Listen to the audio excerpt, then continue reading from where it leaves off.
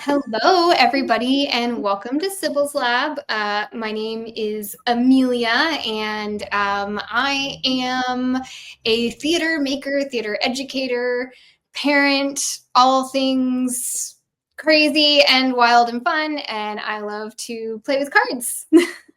I am Danielle. I'm a literature professor, a reader of trashy romance novels, a mom to two very ill-mannered dogs, and I love cards and fortune telling and card history and all this stuff. Yeah. And we're Sibyl's Lab. Sibyl's Lab, if you don't know already, is a learning collective where we like to bring irreverence, inventiveness, and inviting energy to divination. Right now, we are offering card readings and mentoring, and we'll eventually offer classes and workshops as well. But today we are going to start a little series or genre of video making, if you want to call it, called Sibyl's Gab, which Danielle, why don't you tell us what Sibyl's Gab is? Sibyl's Gab is something we want to do regularly, something like a monthly podcast-ish kind of thing. And it's an opportunity for us to just cover whatever kind of hashtag is big, talk about what's hot in the tarot community. So a topic of our choosing that's kind of random, it's an excuse for us to talk to each other on video. About cards. And the reason I mention and bring up us eventually wanting to offer or planning to offer classes and workshops is because today is kind of like a taste of, I guess, Danielle and I's teaching methods / learning styles. We both love playing with cards and kind of thinking of different ways of engaging with cards and kind of walking ourselves through or like teaching ourselves how to engage with cards. And this is kind of the energy that we want to eventually bring to those classes when they launch. So yes, we have, I guess it's a hashtag. So if you want to participate, you can. And we're calling this Tarot Court Convos or Tarot Court Conversations. It's the long form way of saying that. And the whole purpose of this is to really familiarize ourselves with tarot courts and consider how they would interact amongst themselves and in certain contexts and scenarios. One of the things that Danielle and I were actually just talking about was this kind of hesitancy to see, or maybe not hesitancy, but it's like a very cardomantic thing to see court cards as actual people and see these as people that might be in the person that you're reading for, or if you're reading for yourself, like people in your life and kind of what influence they're having on whatever situation that you are in. And, we have this kind of, I would say, more modern concept of reading court cards more as energies or things that you as a person can embody. And that's a great way to read tarot court cards. I do that for myself all the time. I do that for others. But it's also sometimes kind of fun to consider the possibilities of them as actual humans who you are interacting with. I don't know. Danielle, do you have anything to offer to that kind of pondering? I think that they're part of our style. I think one way that we read cards is through storytelling. So it's nice to have people cards. It's nice to think of the energy that those different faces bring in. We all have gremlins, so maybe those energies are the voices that sort of animate us, but also it's fun to kind of see how they fit into the stories that the rest of the cards put together. So we want to see them have conversations. Conversations is a generous word. Maybe there will be conflict. Maybe there will be romance. So share with us sort of how this is going to go. Okay. So for this activity to start with, you need to separate all of your courts out of your deck that you want to use. And Danielle and I are I'm using the True Heart Intuitive Tarot today, which is a mass market deck that's pretty readily available.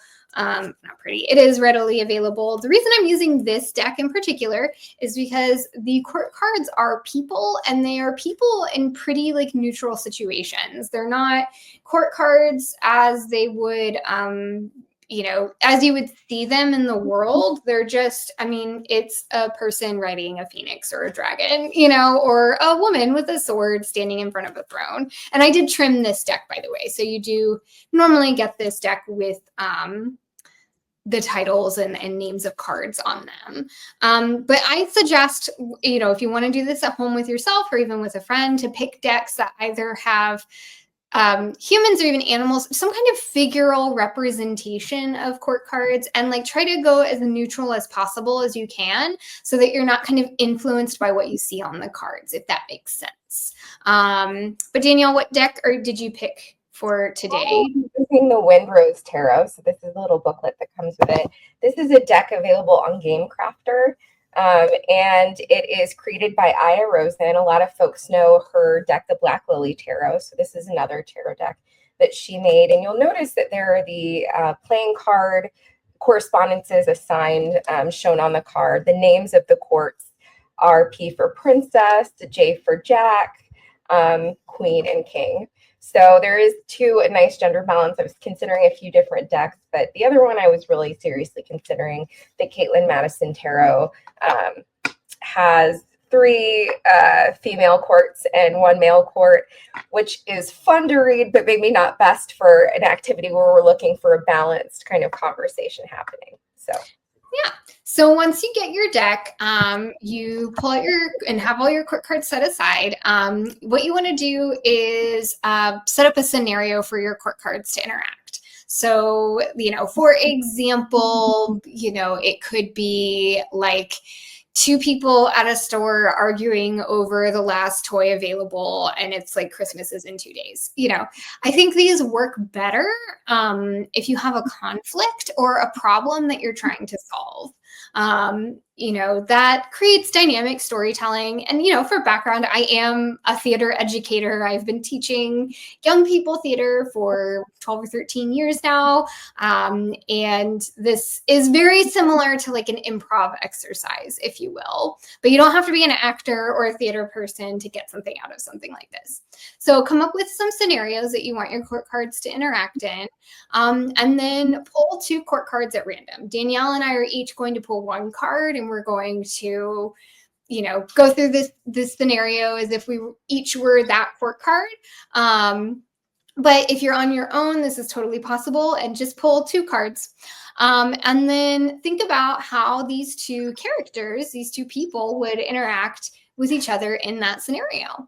And some of these the options that you have for kind of going through this exercise is you can either do it out loud, act it out loud as if you're improving as each character, or you could talk through the situation more like you are telling a story, so more of like a narrative form, less dialogue based, or you could write it out.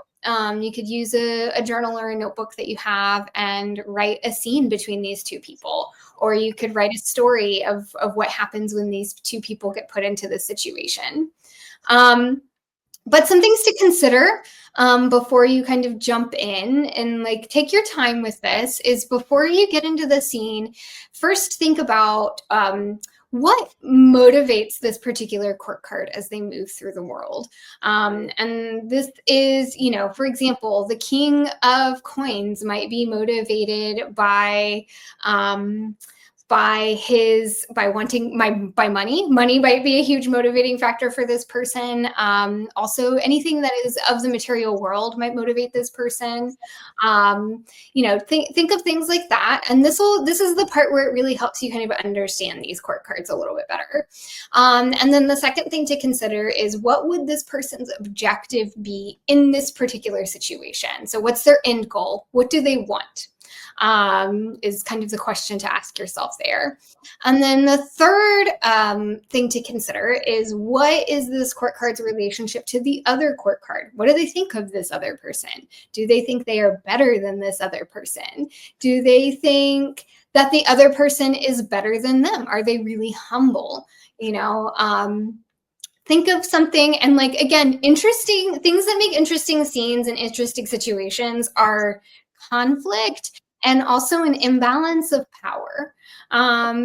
And that may not always be the case. You might pull 2 pages and it might be 2 young people bumbling through a situation and doing the best that they can, right? But like, consider how these 2 people relate to each other and what they think of each other. Yeah, before we jump in, Danielle, do you have anything you want to add or any questions or yeah? There are a few things. So I think that when you first start learning tarot, you often hear that court cards are the hardest part. That may be true for some people, but part of why we're doing this is because, like, maybe not. I remember hearing that court cards were the hardest part and then thinking, like, am I supposed to think they're hard? I must be not getting something if they're supposed to be the hard part.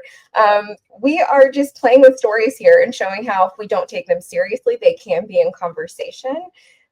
Also, we are going with the obvious. I think probably we're both going to be going with the obvious gender representations as they present on the cards. As you will hear almost anywhere, including from us, a court card can represent any sort of person, right? So if there is a male presenting figure on a page, it still could represent a person who identifies as a woman. So there is, but at least for myself, I'm going to go with the obvious representation for the purpose of storytelling. So yeah. Okay. And then I think for this first one, we'll probably, I think we should talk through the kind of the beginning bits of that. Like, let's talk through like thinking through the court cards and how kind of what we would do is prep work before we get into the scene. And then we'll kind of experiment with just trying out, just jumping in from there. Okay, so our first scene is we have one character who's going to be a customer service representative and the other is going to be a customer with something that they are bringing to a customer service person, whether it be a complaint about their internet or they want to return something or what have you. This customer is not happy. So let's assign these roles before we begin. So Danielle, why don't you be the customer and I'll be the customer service rep? I'm going to try not to take that personally. Let's see. And we're just going to pull and see what happens. All right. Okay, so tell us what that card is. I've got my Queen of Cups. I apologize for not warning about nudity. There's a fair amount of nudity in this deck. I don't think that it's gratuitous, but Aya Rosen does gesture at the female form primarily in some of her images. So here we have a Queen of Cups who is face down, dipping her toe in the water. The presence of the frogs makes me think of a sort of fairy tale kissing the frog. There's a meditative energy about this card. She does not seem, at least to me, like a person who is predisposed to doing a lot of complaining. So I would imagine that this is not maybe her personality predisposition. I'm going to sort of think through it that way. Okay, so I have our Knight of Cups, which this is going to be an interesting situation. So I think our sweet little customer service rep is going to be somebody who's a little bit younger. You know, I have worked as a 21-year-old in customer service positions talking to, people who are much older than me. And I know kind of the like power balance that happens in that situation. But he also, I mean, like, I think, thinking through like what motivates him, like he is a helper. He's gonna, if somebody needs a thing, he's gonna go do that thing for them. And he's gonna do it because he cares and he wants what's best for the other person, right? He's a little charming too, right? Like you can be a bit of a charmer. And I think, so let's think about like, what's their objective in this scene? What do you think your queen's objective is? What does she want out of this situation? So I think that my queen is the person who feels righteous in her complaint. But she's not going to be super combative about it. I think that she thinks that she was overcharged for something. So she was at the store, something cost $15, but when she checked out, somebody scanned it for $24 maybe. Let's see if I remember those numbers. So she needs to go get the refund of that money, but doesn't want to be, she's sort of apologizing as she tries to explain and get the money that that she was overcharged. Is that how we're doing this? Does that work? Yeah, sure. We'll give it a try this go around. And so I think our knight here, like I said, like he wants to be helpful. He wants the queen to get what she wants because that brings him satisfaction and fulfillment. And he wants to be liked. Like I think that's an interesting thing about the cups is that they want to be liked. And so I think he's very concerned with people who have something negative or a complaint. Like he wants to fix it so that that person can be happy with them in the end. Yeah, I think that's like set up enough. Like that's kind of like walking through beginnings. Another thing that I should say as you're like going through this with yourself, or even if you're doing this with a friend, is I'm going to go number one rule of improv is never say no. Like that's a great way to shut something down. And you don't even have to be like improv this, but like kind of if one court card is like wanting to do a thing a certain way, then like go along with that. See where that takes the other court card. It's all about responding and reacting, right? It's not about controlling the situation. Yeah. So shall we begin? Let's start telling our story. Okay. So I'll get started. I am picturing when I've gone to Target and there's the sort of counter near the front where you return things. So in my mind, our Queen of Cups has gone to the car, looked at her receipt. She has a young child with her, let's say a 5-year-old son.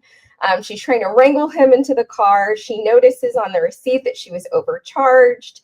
She's frustrated, but not angry. She's kind of frustrated that she knows that she has to go handle this problem because, she doesn't have a lot of money and it's a question of fairness, but she's going to try to approach this in a way that is not uncomfortable for anyone. She's kind of thinking like, how do I explain this in a way that unfolds but doesn't make me look like a jerk, keeps things quick. I need to get my son home. So she grabs her son, goes back inside to the Target-ish store, goes up to the counter and lays her receipt on the counter in front of our knight.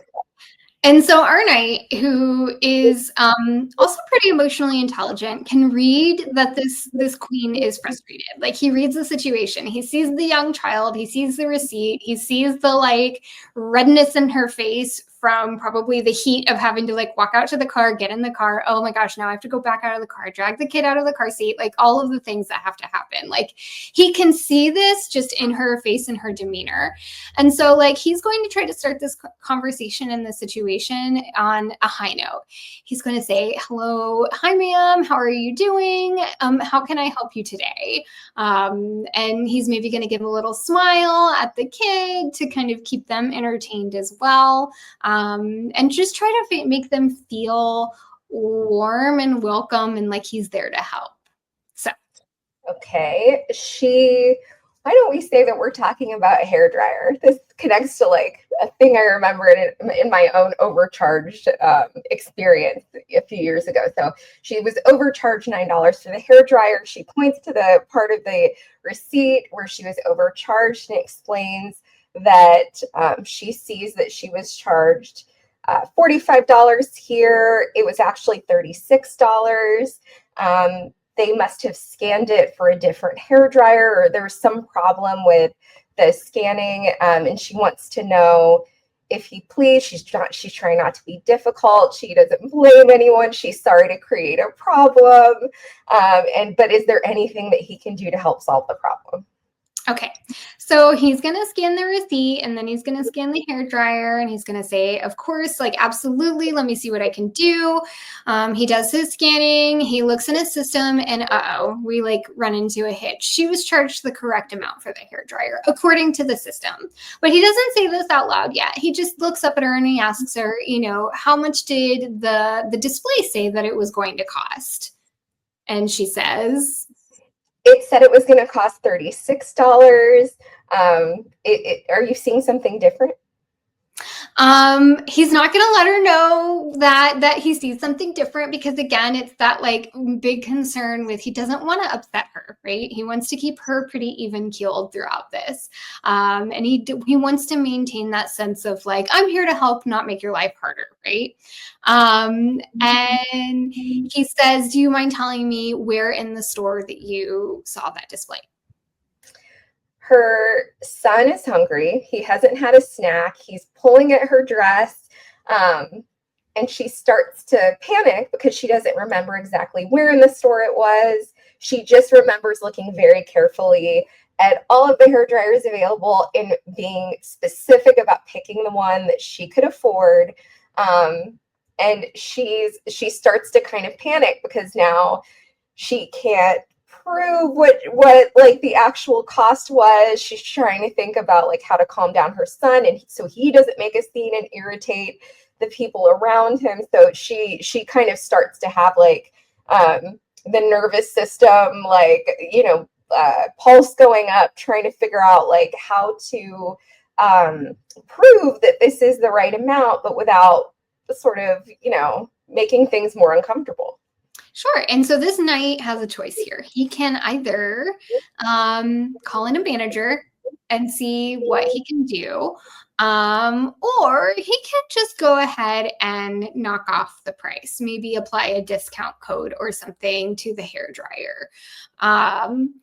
He decides that he is going to call his manager because he's a little scared of getting in trouble. Remember, we're like talking about that youth here. Like he doesn't feel quite as empowered to like make decisions without some voice of authority saying that it's okay. So he says, don't worry, I'm going to get all of this sorted out. Let me just call my manager to see what's possible. So he, uses whatever system they use to like notify each other. And while he's waiting for the response from his manager, he starts chatting to this woman, like, I'm so sorry about this hairdresser, or hairdryer, but how has your day been going so far otherwise? It seems like y'all have been really busy today. She is going to the store after picking up her son, and the teacher told her that her son had some kind of conflict on the playground. So she already is trying to figure out how she's going to do the sit down conversation with him. She doesn't have a really disciplinarian style of parenting, but she knows that she needs to sort of sit down and have this conversation in a way that teaches him a lesson. She doesn't want him having conflicts at school. So the longer this drags on, the longer she has to anticipate this uncomfortable parenting moment. And she feels herself starting to tear up because she notices people behind her that are still in line whispering, and she's convinced, whether or not it's true, that they're whispering about her, the woman who's getting someone to go get the manager. Like, she doesn't want to be that woman. She didn't ask for somebody to get the manager, and now it's turning into a whole thing, and all she wanted was her $9. So she's kind of, she's really stressed out about this, how long this is taking, and maybe she did get it wrong and all of that.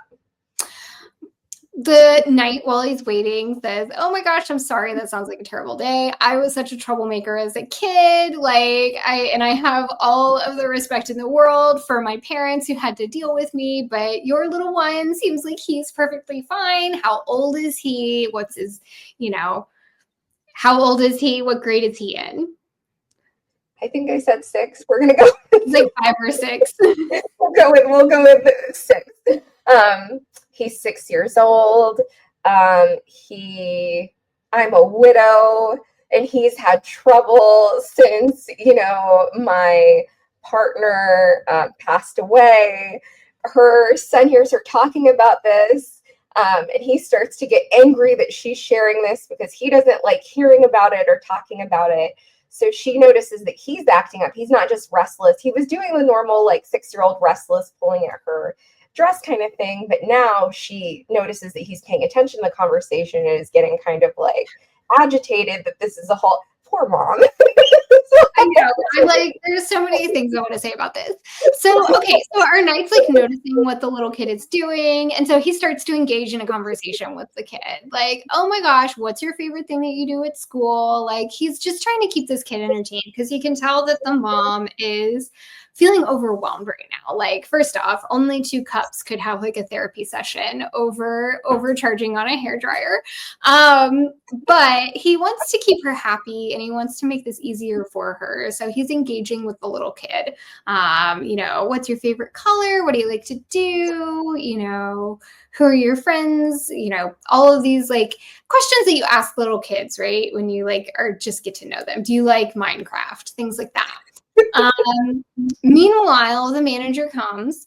And so the knight, not wanting to embarrass the woman or make her feel any worse, just steps away from the counter and explains really quietly to the manager, hey, she says that the display is at $36, but it's ringing up as $45. What can we do? And this is where he's like, this is his objective, right? Like, he wants this woman to walk away happy. He wants to make her life a little bit easier. What can we do, or what can I do to, go back on this charge or refund her the $9? And the manager explains. So meanwhile, all this is happening, and the poor Queen of Cups woman is like off, and the manager explains, oh, we just need to put in X, Y, and Z discount code. But while all of this is going on, what is our Queen of Cups doing? Like, what's going on in her head? She's down on her knees talking to her son, making sure that he is calm again and that he's not upset. She hates that she was sharing about what happened to Dad and that it upset him. So she's kind of having like the on the knees conversation, giving him a hug, making sure that he is calm and okay. And he's calmed himself down. Then she is looking behind her in line to see if people are still kind of whispering about her, but the line is empty now because other customer service representatives have gotten through the other folks, which makes her feel a little self-conscious because all of those 6 people behind her have all been helped, and she's still up here like causing the problem that she didn't intend to cause. So she's getting herself ready to just say, as she notices him having this conversation, that should just forget it. It must be her mistake. She's sorry to have created a problem. It was her misunderstanding. And she's just going to take her son and go, but she appreciates the young man's assistance. Well, our Knight of Cups walks up and he says, great news. It turns out that the hairdryer was on sale and it just wasn't ringing up in the system properly. So I'm going to refund you the full amount first and then, recharge it back to you as the correct amount. And like saying all of this in such a way and presenting it in such a way that doesn't make her feel like, no, you were wrong and we're doing what we can to help you out here. Like, he doesn't want to make her feel embarrassed. So they go through all of the things to recharge it, and she gets the hairdryer for the price of $36. Excellent. Is she happy? She is fantastically happy that it appears that the manager isn't upset. The manager didn't even have to come over. The manager just talked to him to solve the problem between them and the young man who is helping her, who she feels like she has this rapport with now. He is continuing to be really helpful and doesn't seem put out by all of this. So after he fixes this, charges it back, then charges her the right amount, she actually goes around the counter and gives him a hug and just thanks him for talking to her son and being so helpful and keeping his patience with her. And then maybe I'll wrap up the scene. She goes on the way out. She decides she wants to go just to see if maybe like she did get it wrong. Like, she's like, I kind of need to know. Like, was this whole thing my fault? And she strolls back, goes through the aisles, and figures out where she found the hairdryer, and sees that it was actually her mistake all along. So she is realizing that it took him so long because he realized it was her mistake, and the fact that that he chose to help her anyway and assist her in this way makes her day. She's no longer sort of stressed out about having this conversation with her son. She can do this. The day, like this little moment in the day makes the day sort of feel more manageable. So Yeah. Is it okay that I wrapped up the scene? In the end. All right. So only 2 cups cards could turn what's normally a really uncomfortable situation into like a hope for humanity sort of thing. But so this is kind of like what we're talking about. And yeah, I think that was great. So let's try to do, we're at like 30 minutes now. So let's try to do 1, maybe 2 more, just to kind of keep moving through this. We can keep it more brief than like Yeah. the drama that unfolded between the parenting moment, the whole thing. No, we'll like work through that. Okay, Danielle, so you see our list of topics. Can you pick one for us? Let's see. So can I read our topics out loud? So like folks can keep these in mind if they chose to do this, even if we don't do all of them. We have a couple arguing at Whole Foods. We have siblings arguing over who is the favorite. We have employees telling their boss they quit. We have friends planning a surprise party for their mutual friends. I'm going to go with siblings arguing over who is the favorite. And I'm going to think about how I'm going to tell my siblings to watch this. Right. And I'm going to, should I leave the Knight of Cups out, or should I shuffle him back in? I put mine back in. Okay. Or my Queen of Cups. But we also have the option to be like, no, I don't want to do that if she shows back up again. We'll see. All right. Did you assigned us roles last time, right? Yeah. So how about this time you are the sibling who is like the smug favorite. You are in fact the favorite, maybe. Like you're the person who started this argument. Okay. I'm the person who started the argument. Who's older? I'm older. Ooh. Okay. I've got a feisty younger sibling. As a feisty younger sibling myself. We're both youngest children. What is that like? What is that about? What does that mean? I think they find each other. Okay. Ooh, okay, perfect. I have the Knight of Wands.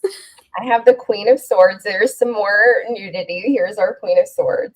And here's our Knight of Wands on his phoenix flying off. I love him. She has a lot of big sister energy about her. Mm-hmm. I'm going to play this as a female. That's what I'm going to do. I am definitely going to bring that like biting big sister predisposition. This is an impatient big sister, and she's a lot older. So maybe like the younger sister is the oopsie baby. And she is, I'll just say she's in her 20s, maybe. Late 20s. Okay, so she's an adult and younger sibling is still in the house. Okay. Yep. So older sibling is visiting, on a break, or it's like a holiday time, and walks into the room with older sibling minding her own business, and says something to the effect of, you know why mom and dad are always so hard on you is because they like me more than you. She turns around and says, I didn't even know you were home. Because she tries to visit when her little sister is not home. They've never gotten along. So she just is thinking like, oh God, she always is looking to start a fight. So, okay, this is today's topic. Since she's home, I knew if she was home that she was going to start some kind of fight. And she's just rolling her eyes that like, this is the topic of the day. And she says like, what is she? Well, actually, I'll just leave it there. She's just kind of fuming. She's fuming. She rolled her eyes. She just says that I didn't know you were home. And then what happens? Not satisfied with the lack of a response from sister. Of course, our Knight of Wands needs to poke a little further. So she kind of insists. She's like, it's true. the big sister says, "Well, why do you think that they're leaving more money to me in the will then? If you're the favorite, why would I be the person getting more money in the will than you?" Um, It's because they know that you're going to be less successful than me. They know you're going to need it and that you need more help than I do. Mind um, you, little sibling is still in school. Like, they're not even out of the house yet. Big sister is an assistant to an executive. So she is definitely still trying to build her career, but she's doing really well. She's full-time employed. She has someone she's been dating, but she doesn't have there's no marriage on the horizon or not necessarily a long-term partnership, but like stuff is going in place for an adult who is adulting.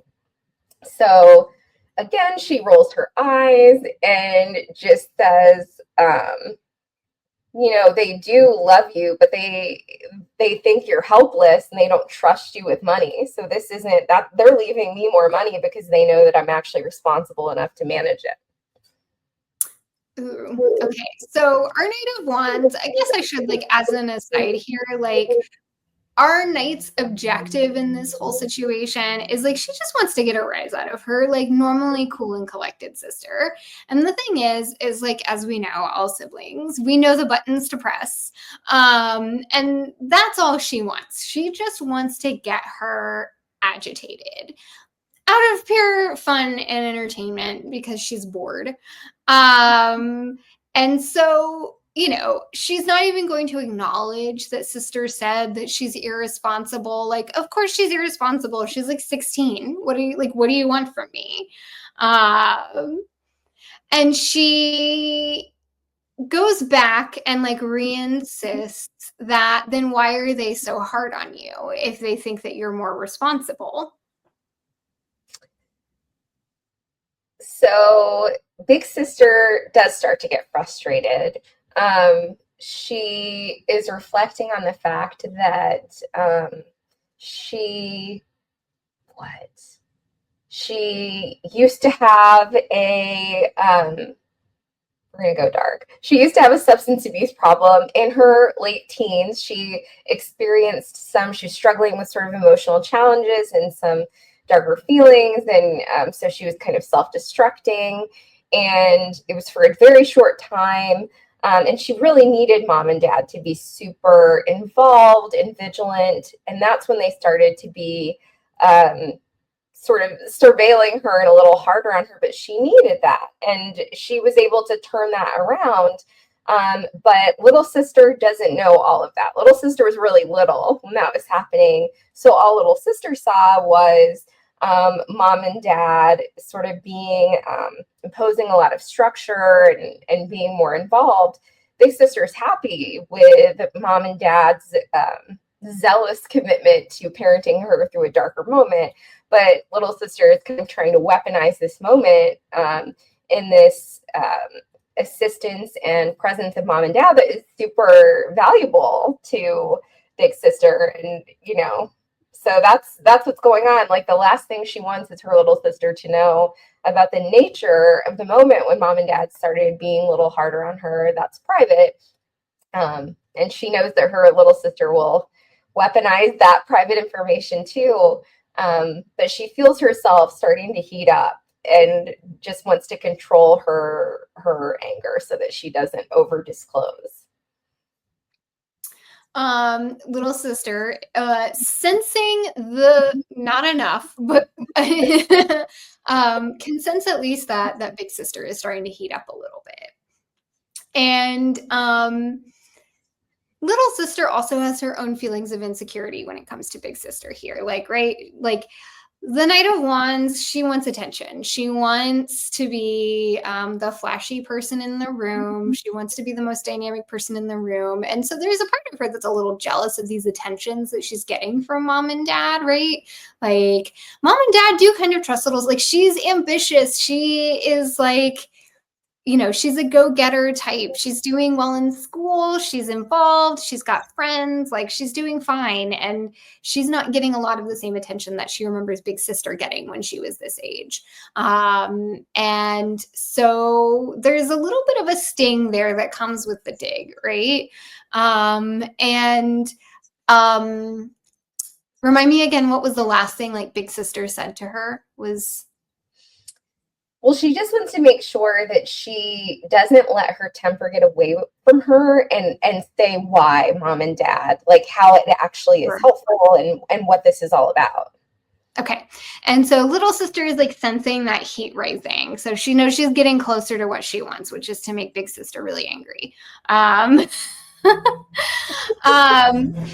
so little sister points out, like, well, mom and dad, they trust me. I don't even have a curfew. Like, I don't have to, check in with them about anything. Like, look at me. I'm in all these activities. I'm like doing really well. I'm captain of the whatever team. Yeah, I have done more for them to be proud of than you have. So big sister says something about how parents who care more for their children are really present, and parents who care less for their children are less observant and involved. So she's saying, like, maybe they're not paying a lot of attention and giving you a lot of rules because they just don't care about you as much. And then she throws out something that hints that maybe little sister is adopted, and this was just like, they're just like, she is just being a little mean. It may be true, but she's not saying it directly. So she knows that if like her little sister goes and says something to mom and dad about how she says this, she has plausible deniability. She is not saying directly that little sister was adopted, but little sister has always had this suspicion that something is going on, and that maybe like it wasn't just that mom and dad had a late surprise. Like, maybe she does in fact have different origins. So big sister is like, I'll get her. That's so cool. So maybe you can wrap up the scene, but what happens? How does this wrap up when she throws out that bomb? I don't know. Here's the thing. Does like the Knight of Wands, does she want to get the last word in, or is she happy like having gotten her worked up enough to kind of get her on edge a little bit?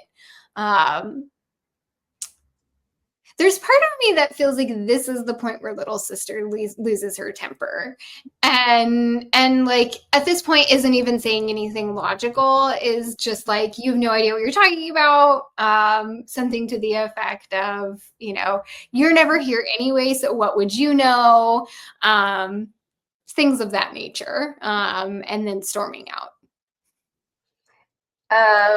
All right, to end the scene, how about big sister shouts at her, like, big sister is like over this. She's leaving the house. She's not going to wait for mom and dad to get home. That was the original plan, but she's so furious. And she yells at her little sister's back as she's leaving the room, "You better hope nothing happens to them, because I get custody of you if something happens to them."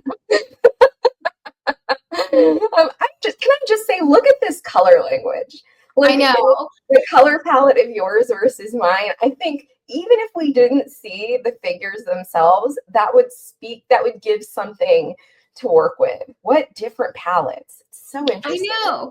Well, and I was thinking the whole time about like fire and air, and as they exist together, like, oh my God, what a combo. Like, that's just like, that's combustive, right?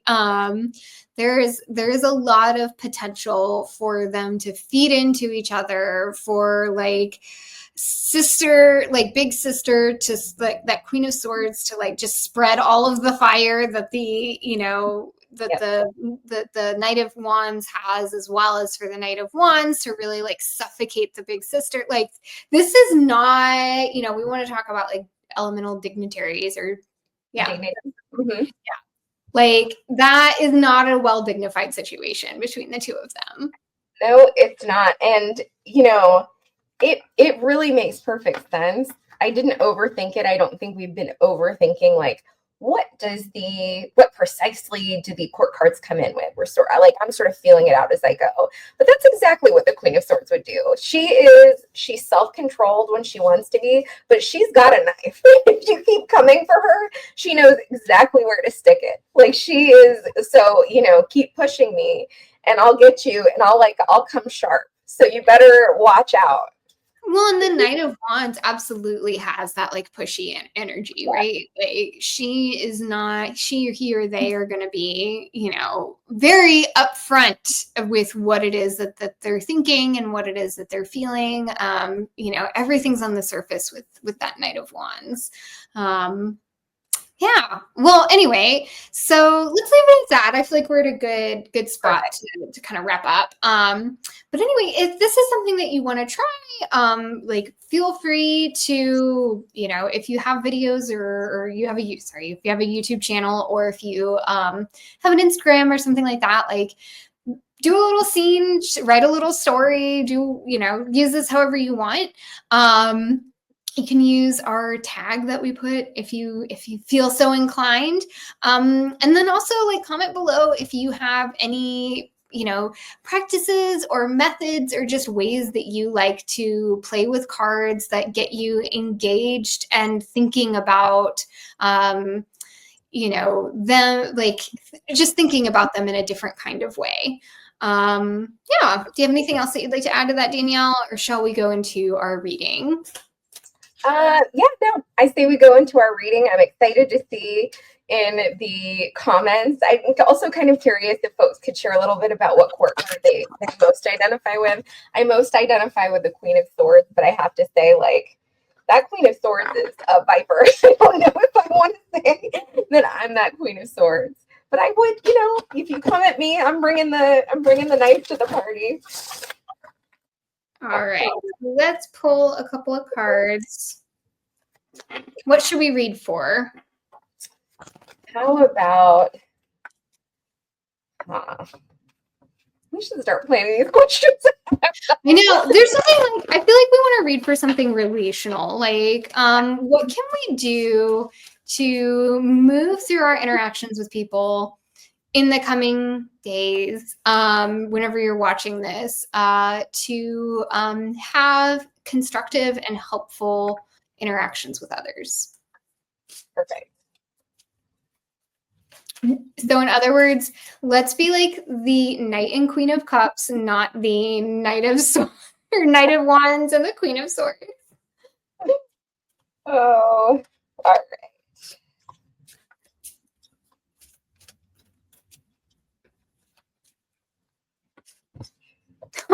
Okay, so I got the 10 of Swords. Okay. Which in this deck is actually Medusa stabbed in the back with 10 swords. And I know you love your representations of Medusa. What did you get? I'm going to share too because I got a jumper, but I also, so my jumper was the sun, which is a sort of version of Ra. It's a fascinating sun. And the card that I drew after shuffling is the King of Swords with his face there. And the owl. All of the kings in this deck are framed in that way. So how about we do King of Swords, 10 of Swords, and the sun, if we read them in that way. Okay. God, look at that sun in the center and the way it's just warming up the color palette of all of these cards together. This is definitely a card at night. That King of Swords, I mean, it looks like it's at night, right? We've got our blacks and our blues and everything. And I just really there's something about the sun kind of coming in and saving the whole situation. I think the sun is a card of warmth. The sun is a card of joy and pleasure, right? I mean, I'm a Leo, so I love the sun. But I also the sun is life-giving, right? Things don't grow without the sun. And so I think there's coming into situations with that, with the idea of growth, like keeping that in mind, and really taking that like King of Swords energy and like having control over your words and being really careful, because words, thinking of swords as like communication, words can absolutely wound, right? They absolutely have the potential to wound and to completely shut down situations, like depending on the way you choose to interact with somebody. Going back to our first rule of improv is never say no. Like, be mindful that your words don't shut something or somebody down, and keep growth in mind as you are moving through and communicating with people. So I'm noticing sort of visual rhymes here in the spread wings of the owl and in the spread wings behind our raw-ish figure. For folks who are interested in esoteric correspondences, the Ten of Swords in the Golden Dawn system aligns with the sun in Gemini. So there's a kind of like a sun rising. What I think is fascinating about the Ten of Swords, right, is that it tends to look so bleak. If you look at the traditional title, it's Lord of Ruin. That hardly invokes the sort of like warmth and abundance of this. But if you really dig into that card, I think the deepest way to read it is like you've absolutely hit rock bottom. It's the end. If you're at ruin, all that can happen is the sun can rise. Like, it can't get any lower, right? So it's rising after. There's abundance coming. It feels like if we read it as a King of Swords, a Ten of Swords, and a Sun, it's a kind of invitation to come in as a king. So as insightful, as observant, to look at the wounds that the people we're engaging with are feeling, and bring the authority and intensity of warmth. Like, be the powerful reminder that that things are looking up. That if they feel dark, it's okay to sort of engage in that feeling in that moment, and know that like the sun is coming. It'll be cool. Yeah, I like that. I think we could all, like, I don't know, be mindful of how we speak with others. Like, that's the takeaway here. That's the Queen of Swords. As I'm like, grab the knife. Beheading. Okay. So you can find us at sibylslab.com. We are also, Danielle's doing some cool stuff over on Instagram, and even with our blog on our website. Our Instagram handle is, I think it's like Sibyls_lab, I believe. But we'll have it all linked below. We'd love to see you over there. Excellent. Thank you guys for watching the whole video. I hope that you have some fun role-playing yourselves and doing tarot court card conversations. And we'll see you in the lab. All right.